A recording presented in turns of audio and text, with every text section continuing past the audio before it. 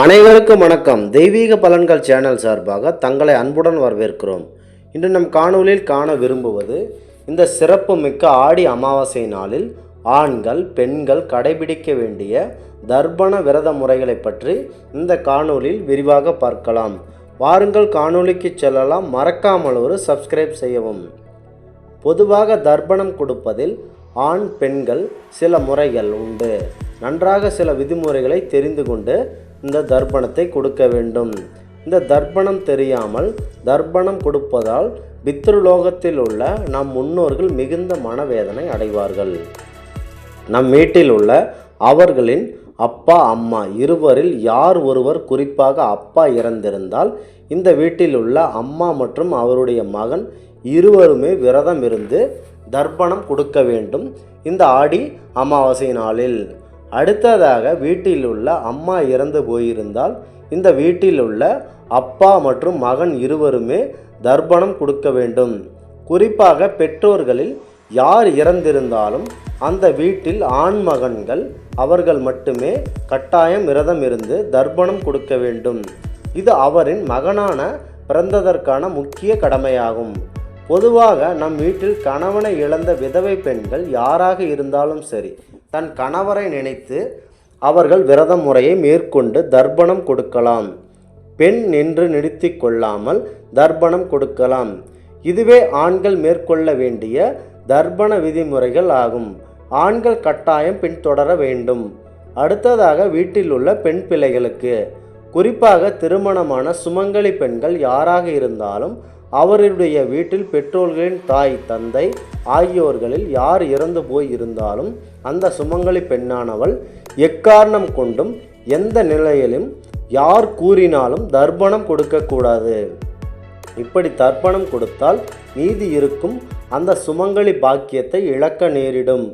அதனால் அந்த வீட்டில் உள்ள ஆண் மகன்கள் யார் ஒருவர் இருக்கிறாரோ அவர் மட்டுமே அந்த பெற்றோருக்கு தர்ப்பணம் கொடுக்க வேண்டும்.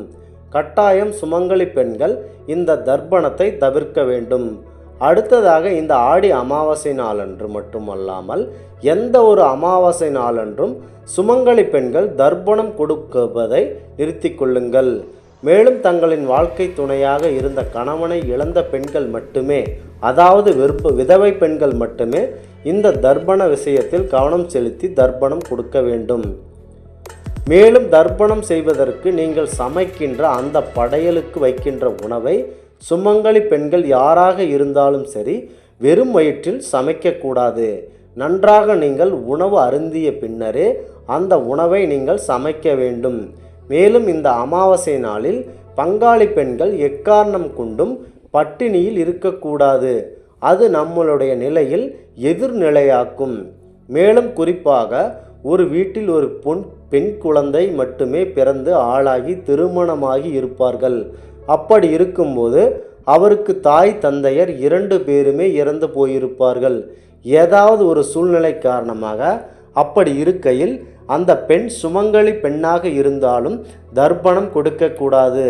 அதற்கு மாறாக அருகில் உள்ள ஆலயத்திற்கு சென்று அங்கு இருக்கும் மூலவரை உங்கள் மனதில் உள்ள தன் தந்தையரை, அதாவது தாய் தந்தையரை மனதார நினைத்து, இறைவனே, என் அருமை பெற்றோர்கள் என்னை விட்டு கடந்து சென்று விட்டார்கள். அவர்களை நான் இனிமேல் எப்போது பார்ப்பேன்? அவர்களுக்கு நான் ஒரு குழந்தையாக உதிர்த்தேன். என்னால் தர்ப்பணம் கொடுக்க முடியாது. எனது தர்ப்பணத்தை இந்த நெய் தீபத்தின் வழியே உன் முன்னே காணிக்கையாக்குகிறேன் இறைவா. இதனை என்னுடைய பெற்றோர்களுக்கு கொண்டு போய் சேர்த்து ஆன்மாக்களுக்கு கொடுத்து சேர்த்து விடு இறைவா என்று மனதினுள் இதனை சப்தமாக ஒலிக்க செய்ய வேண்டும்.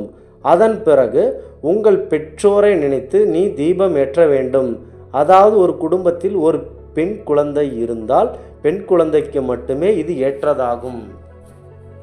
எனவே வீட்டில் உள்ள ஆண் பெண் இருவருமே இந்த காணொளியை விரிவாக பார்த்து நாங்கள் அளித்துள்ள அனைத்து தகவல்களையும் தெளிவாக தெரிந்து கொள்ள வேண்டும். இந்த ஆன்மீக தகவலை உங்களுக்கு பரிந்தமைக்கு தெய்வீக பலன்கள் சேனல் சார்பாக நாங்கள் மிகுந்த பெருமை கொள்கிறோம். மீண்டும் ஒரு நல்லதொரு காணொளியில் உங்களை சந்திக்கிறோம். நன்றி, வணக்கம்.